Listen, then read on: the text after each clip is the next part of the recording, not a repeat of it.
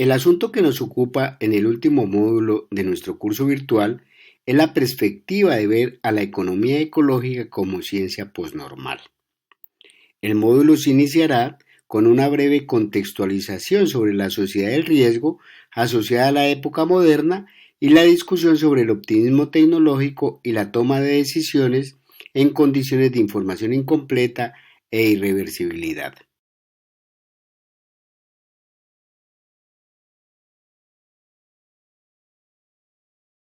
En 1986, el sociólogo alemán Ulrich Beck escribió el libro La sociedad del riesgo hacia una nueva modernidad, basándose en el análisis de la sociedad alemana. En este documento, Beck plantea que vivimos una época de cambios en la que nos movemos de una sociedad industrial hacia una sociedad del riesgo, a través de una transformación producida por la confrontación de la modernidad con las consecuencias no deseadas de sus propias acciones, donde las estructuras políticas y económicas existentes no pueden afrontar eficazmente estos riesgos. Las instituciones de control y protección establecidas en la sociedad industrial presentan limitaciones para afrontar los riesgos presentes en la toma de decisiones económicas y sociales. Es a esto lo que se refiere con sociedad del riesgo, es decir, una sociedad que toma decisiones en condiciones de ignorancia e incertidumbre en forma cada vez más creciente. De manera que la modernización transforma la sociedad de una sociedad repartidora de riqueza a una sociedad repartidora de riesgos. Estos riesgos son tanto sociales como ambientales. Dentro de los sociales están la inseguridad en términos de pensiones y salud por la privatización de estos sistemas, la pérdida del estado de bienestar, etc. Dentro de los ambientales está el tema de los riesgos por contaminación, escasez de recursos y otros.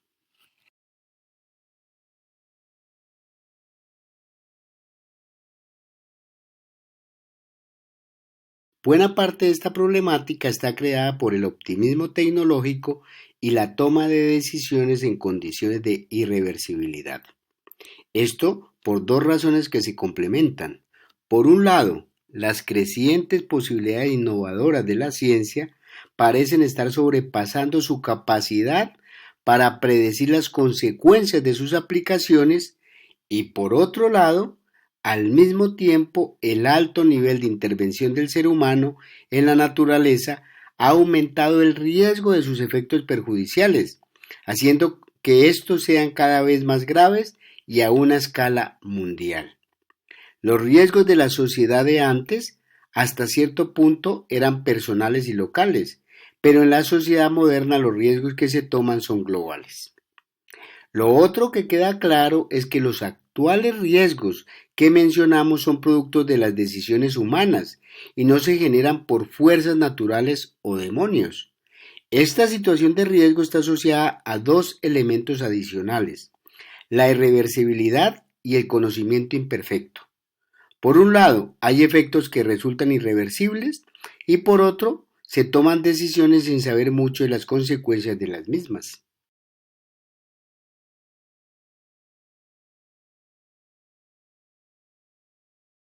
Los responsables de la política deben equilibrar las distintas dimensiones de la sostenibilidad y los intereses de los diferentes grupos, sumado a que no siempre se tiene información completa sobre lo que se decide. Sin embargo, que no se posea información perfecta no significa que desaparezca la necesidad de tomar una determinada decisión, puesto que en muchos casos no hacer nada podría empeorar la situación. En este contexto existen cuatro formas básicas de conocimiento imperfecto en términos probabilísticos. El riesgo, que corresponde a la situación en la que se conocen los posibles resultados de una decisión, pudiéndose asignar un grado de probabilidad a cada uno de esos posibles resultados. La segunda situación es el caso de la ambigüedad o indeterminación, en el que se conocen las probabilidades, pero no se sabe con exactitud a qué resultados corresponde cada una. En situaciones de ambigüedad, frente a una decisión, pueden existir varios resultados. La tercera forma es la incertidumbre, donde se conocen los distintos resultados posibles, pero no es posible asignarles un grado de probabilidad.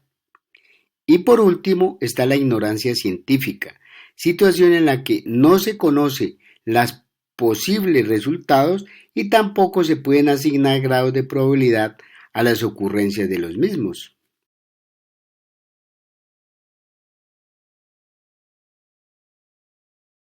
En esta diapositiva se muestra un mapa que sintetiza las 4 situaciones de información imperfecta, derivadas del conocimiento de los resultados y sus probabilidades. El riesgo corresponde a la situación donde se conocen las probabilidades y hay conocimiento de los resultados de las acciones. La incertidumbre cuando no se conocen las probabilidades, pero hay conocimiento de los resultados de las acciones. La ambigüedad cuando aunque se conocen las probabilidades, no se sabe mucho de los resultados de las acciones. Y finalmente, la ignorancia corresponde a la situación cuando ni se conocen las probabilidades ni los resultados de las acciones. La pregunta que aparece en este contexto de conocimiento imperfecto es: ¿cómo se trazan los límites entre daños aceptables y no aceptables? ¿Quién toma las decisiones? La ciencia no puede responder esto sola. Debe estar acompañada de la política, la economía y, por supuesto, la ética.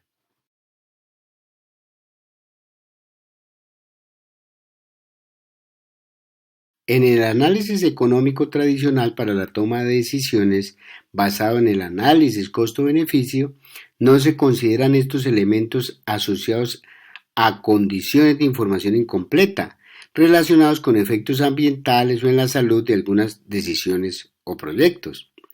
Hablamos, por ejemplo, de los impactos del efecto invernadero o las consecuencias de la adopción de la energía nuclear o la fumigación con glifosato. ¿Cómo evaluar las decisiones en estos casos? Estimados estudiantes, en esta diapositiva observamos las implicaciones ambientales de esas mismas 4 situaciones de información incompleta. En el primer caso, en condiciones de riesgo, las experiencias previas no sirven de guía para tomar decisiones, pues éstas no son iguales, haciendo que la asignación de probabilidades objetivas sea casi imposible. Por su parte, en la toma de decisiones en condiciones de ambigüedad o indeterminación, además del problema de asignar probabilidades, se debe enfrentar también la situación de que los resultados de nuestras acciones son ambivalentes. En este caso, las técnicas como la lógica difusa, en la que las cifras se interpretan como conjuntos y no como números exactos, ofrecen formas de captar determinadas ambigüedades en términos de esquemas de categorías duales. Asimismo, el investigador puede aplicar el análisis de sensibilidad, que facilita un mayor grado de subjetividad. Ahora, con relación a la incertidumbre, donde aunque se conocen los posibles resultados, no se puede recurrir a las técnicas que implican asignación de probabilidades. En este caso, a partir de la información recopilada, se puede usar el criterio Maximax, el cual afirma que se debe tomar la decisión que logra el mayor resultado óptimo. Otro criterio es el Minimax, que se refiere a optar por el resultado menos malo. También está el criterio de Minimax de arrepentimiento. Bajo este se dice que ante una situación de incertidumbre, lo mejor es descartar el proyecto que podría generar el daño. Finalmente, la toma de decisiones ambientales en condiciones de ignorancia son las más difíciles de abordar porque no podemos cuantificar completamente las probabilidades ni caracterizar los resultados posibles. Esta situación es muy frecuente. La mayoría de los problemas ambientales se caracterizan por la ignorancia. Aunque esta no siempre implica una ausencia total de conocimiento, sino que puede ser el desconocimiento de los parámetros más relevantes.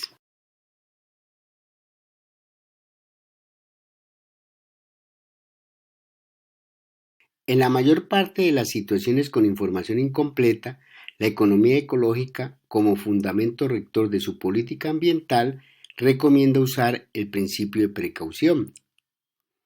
cuando las consecuencias ambientales de una decisión son inciertas, ambiguas, se desconocen sus resultados o son riesgosas para la sociedad y el ambiente, se debe actuar bajo este principio. El principio de precaución se basa en el juramento hipocrático, en el que se afirma que lo primero es no hacer daño, o dicho de otra forma, es mejor prevenir que curar. Este concepto aparece por primera vez en el escenario internacional en la Conferencia sobre Medio Ambiente de las Naciones Unidas, celebrada en Estocolmo en 1972. A partir de allí se empezó a hacer uso del mismo en las legislaciones de la Unión Europea, Canadá y Estados Unidos, aunque este último no ha adoptado directamente el principio de precaución. Se dice entonces que lo ideal es ejecutar una acción que sepamos con razonable certeza, no con certidumbre total, que no es nociva o que resulta absolutamente necesaria y no se dispone de más alternativas, por lo que conscientemente decidimos aceptar los riesgos.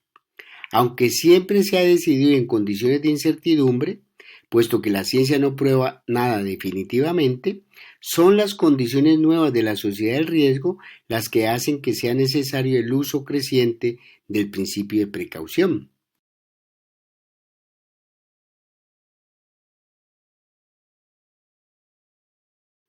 En todo este contexto surge un elemento central, la irreversibilidad. Si todas las decisiones de uso del ambiente fueran reversibles, la idea de sostenibilidad perdería fuerza. La reversibilidad significa que nada se pierde definitivamente, pero esto no ocurre así, de manera que cuando se combina irreversibilidad y el conocimiento imperfecto de los resultados de nuestras acciones, el principio de precaución y las normas mínimas de seguridad, otra recomendación de la economía ecológica, son las mejores políticas. El principio de precaución tiene como elemento central revertir la carga de la prueba por actividades nocivas para el medio ambiente, donde se debe probar la inocencia en lugar de la culpabilidad. No obstante, algunos autores sugieren que este principio va más allá, incluyendo la investigación y monitorización para la detección temprana de los riesgos, una reducción general de las cargas ambientales, la promoción de la innovación limpia y el enfoque de cooperación para la resolución de problemas. Por su parte, las normas mínimas de seguridad tienen fuerza en el contexto de extinción de especies y está asociado a condiciones de incertidumbre. En esta situación se recomienda establecer ciertos niveles mínimos y prudentes de seguridad.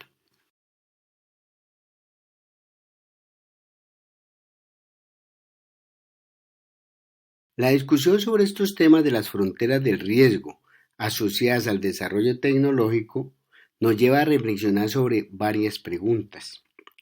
¿Quién toma las decisiones? ¿Quién lleva la carga de la prueba? ¿Qué debe probar? ¿Cómo debe ser la metodología científica? ¿Todas estas decisiones son solo técnicas o también son decisiones políticas, sociales y económicas? Para ilustrar esto, tomaremos uno de los casos más controversiales en los que se ha actuado en condiciones de conocimiento imperfecto y sobre los cuales no se ha aplicado el principio de precaución o las normas mínimas de seguridad, cuál es el caso del maíz transgénico. La Universidad de Caen en Francia, en cabeza del investigador Gilles Seralini, realizó un experimento con 200 ratas por un periodo de 2 años, alimentándolas con maíz transgénico, encontrando que las ratas alimentadas con el maíz genéticamente modificado desarrollaron tumores en las mamas, los riñones y el hígado, teniendo una alta mortalidad en comparación con las ratas alimentadas con maíz natural o no transgénico. Se observan en la diapositiva. Pero no solamente ha aparecido esta investigación liderada por Seralini.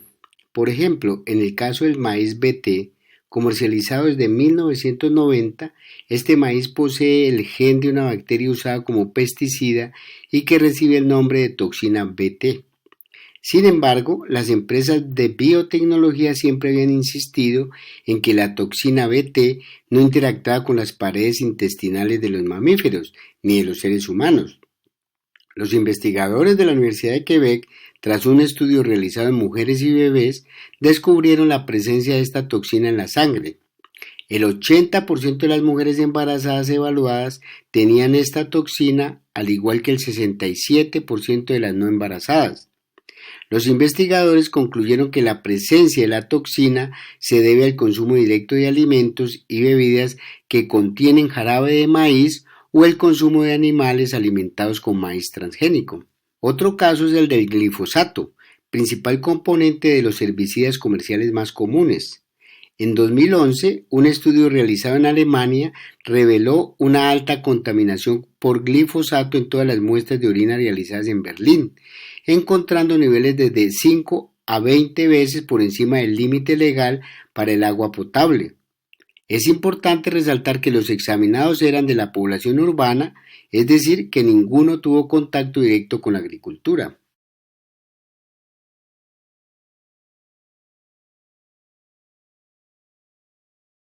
Se mencionaba que el elemento central del principio de precaución es la reversión de la carga de la prueba. La carga de la prueba radica en que lo normal se presume y lo anormal se prueba. Este concepto incorpora dos preguntas. La primera, ¿quién debe ejecutar la carga de la prueba? Y la segunda, ¿qué es lo que debe probar o qué debe garantizar? La respuesta a la primera pregunta es que a quien le corresponde probar un determinado hecho es quien rompe con el estado de normalidad, es decir, quien afirma poseer una nueva verdad sobre algún tema. Ahí está la primera respuesta. El que desarrolla la investigación científica o tecnológica es el que debe probar. En esa perspectiva, decidir quién debe hacerlo es una decisión política y no técnica.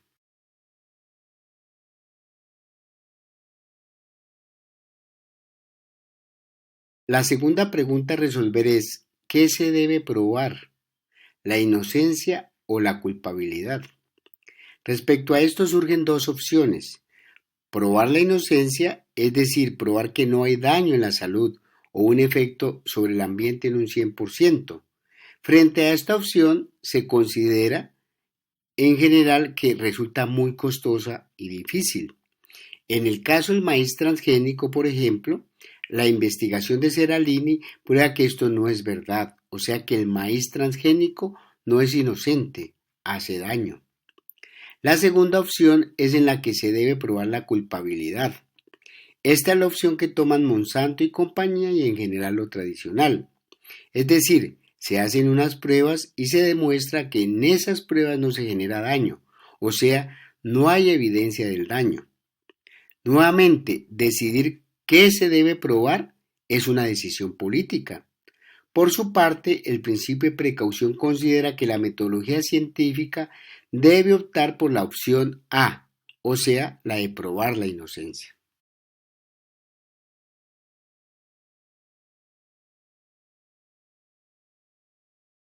El otro tema precisamente es el de la metodología científica a usar, pues no hay método perfecto. Por un lado, Monsanto acusa a Seralini de tener un método débil, poco exigente, a pesar de que el de ellos también es similar. El método a seleccionar debe decidir sobre el tamaño de la muestra, el tipo de animales a utilizar, su edad, tamaño y otros aspectos. También el análisis del tiempo, del efecto sobre las ratas, si son 3 meses o 2 años. Y todo eso también depende de los costos. Dependiendo de esto, los resultados pueden ser bastante diferentes entre una muestra y otra. Por ejemplo, la Autoridad Europea de Seguridad Alimentaria realizó en 2004 un estudio con ratas igual que el de Seralini, pero el horizonte de evaluación fue de solo 3 meses, donde no se registró ningún efecto negativo, dando así paso a la entrada de alimentos transgénicos y posteriormente a su cultivo. Por su parte, Seralini afirma que no fue sino después del primer año cuando empezaron a evidenciarse los primeros efectos negativos en las ratas. De manera que el tamaño de la muestra, el tipo de animales utilizados, el tiempo y los márgenes de confianza, que además están relacionados con el riesgo y la incertidumbre, determinan los resultados de los estudios y las decisiones que se tomen con ellos. afectando o brindando beneficios a las partes en conflicto. Al final, las decisiones que se toman al respecto de la metodología también son decisiones políticas, pero también económicas, no solo técnicas.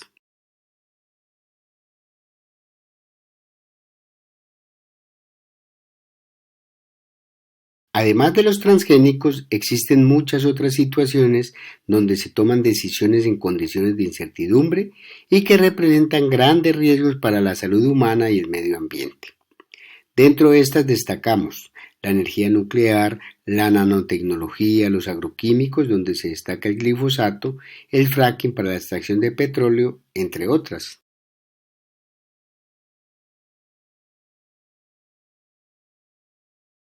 Pero además de estas situaciones del presente, la historia universal está llena de muchas situaciones similares donde se han tomado decisiones que han implicado grandes riesgos y costos para la humanidad. Precisamente la Agencia Ambiental Europea en 2013 sacó un libro sobre este aspecto, Lecciones tardías de alertas tempranas, ciencia, precaución e innovación, que muestra diferentes casos donde se evidencian estas situaciones. Acá queremos resaltar solo algunos de ellos. Estos son algunos casos en los que a pesar de que se han detectado alertas tempranas, las medidas correspondientes se han tomado mucho después de los primeros efectos. El primer caso es el del uso industrial del benceno como disolvente. Desde principios del siglo pasado estuvo acompañado por incrementos de los casos denunciados de anemia y de leucemia inducidas por este componente, pero los niveles de exposición al benceno no se redujeron y las enfermedades continuaron durante 6 décadas del siglo XX.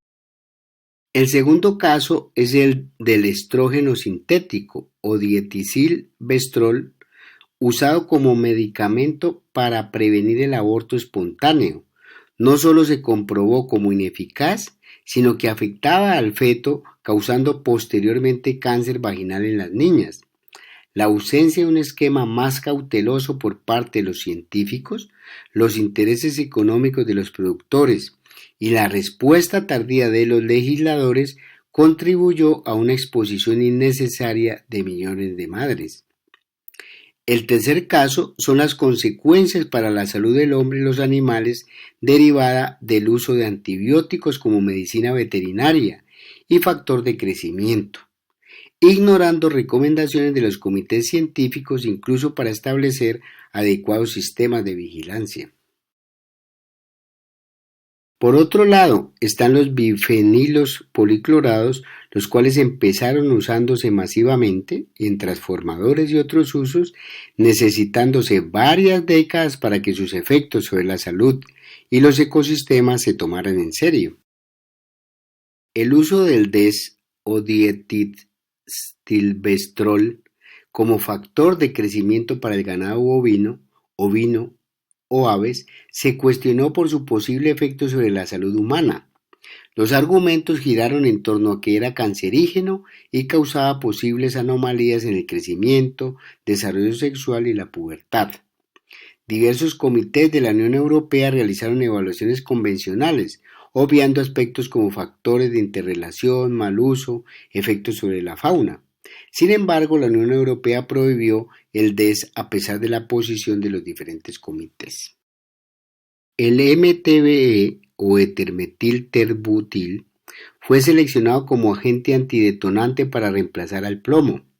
Sus propiedades, en particular su persistencia, alta solubilidad y movilidad, son un riesgo potencial para las aguas subterráneas. Además, se comprobó que es inductor de asma y de cáncer.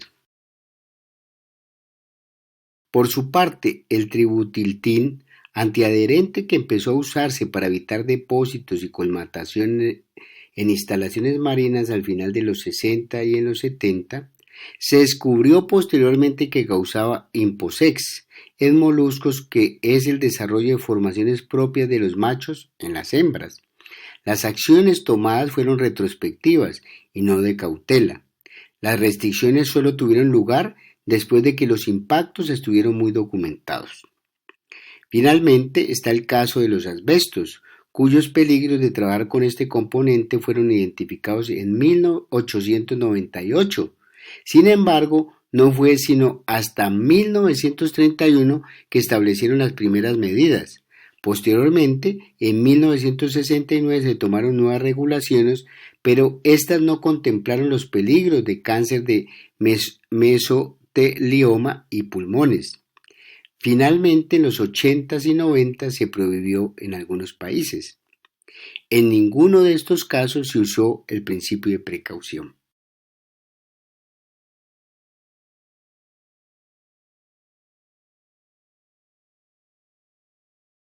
Dentro de toda esta discusión, estimados estudiantes, hay otro punto para reflexionar: el tema de la creciente privatización y el papel del Estado. En este contexto hay una carrera meteórica hacia el triunfo sobre la naturaleza, sin las suficientes discusiones sobre los aspectos éticos y los posibles efectos sobre la salud humana y el ambiente de las nuevas investigaciones. Esto es más crítico cuando la capacidad de las sociedades para generar conocimiento científico independiente de los intereses empresariales se ha visto progresivamente mermada a medida que avanzan los procesos de privatización y los sectores empresariales acaparan cada vez más recursos en detrimento de lo público.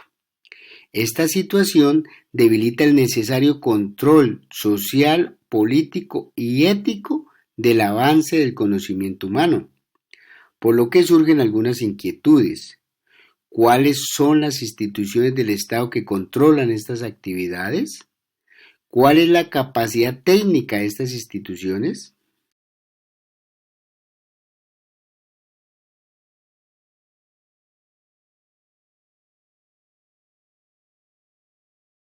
En este escenario es que surge la ciencia posnormal. Cuando la ciencia se ve enfrentada a enigmas o acertijos de política ambiental a nivel global o también local, la ciencia normal resulta insuficiente. Ante estas situaciones, la ciencia posnormal puede ser aplicada como estrategia para la resolución de problemas de gestión ambiental en sistemas complejos, es decir, con un elevado nivel de incertidumbre, carga de valor y una pluralidad de perspectivas legítimas. En la figura se observa la aplicación de la ciencia posnormal.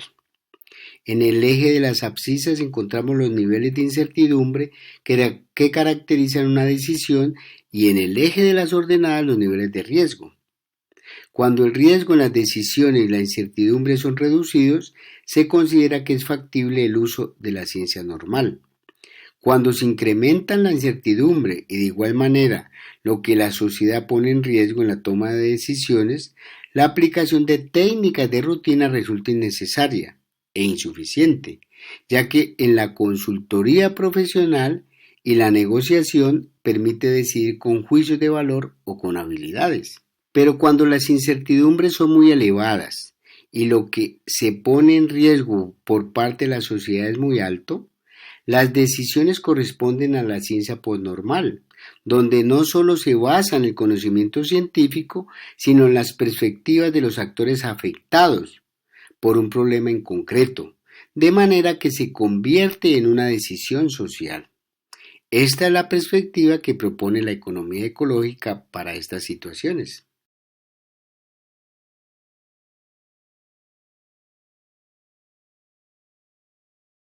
En la ciencia actual es evidente la presencia simultánea del triunfo intelectual y el riesgo ecológico-social que implican las decisiones que se toman. Se acaba la visión de la ciencia normal como campo de la regularidad, la simplicidad, la certeza y la seguridad, cuyas decisiones de política se toman a partir de análisis cuantitativos y con ayuda de computadores. En la ciencia postnormal, la incertidumbre y el interés por el tema es creciente para diversos públicos, generándose discusiones sobre las implicaciones en la salud y el ambiente. Ello crea la necesidad de trabajar con comunidad extendida de pares, incluyendo gobiernos, ciudadanos, jueces, grupos focales o conferencias de consenso para la toma de decisiones. De manera que en las discusiones se combina el conocimiento científico con conocimientos alternativos, la epidemiología popular y el conocimiento de la realidad local.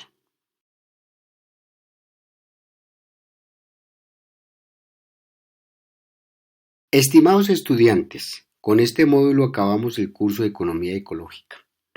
Espero que les haya gustado y haya llenado sus expectativas. Sin embargo, estas solo se cumplirán si a lo largo de los diferentes módulos ustedes han revisado y leído la literatura recomendada, hayan hecho los talleres y ensayos y hayan presentado sus exámenes juiciosamente. Les agradezco inmensamente su atención durante el curso.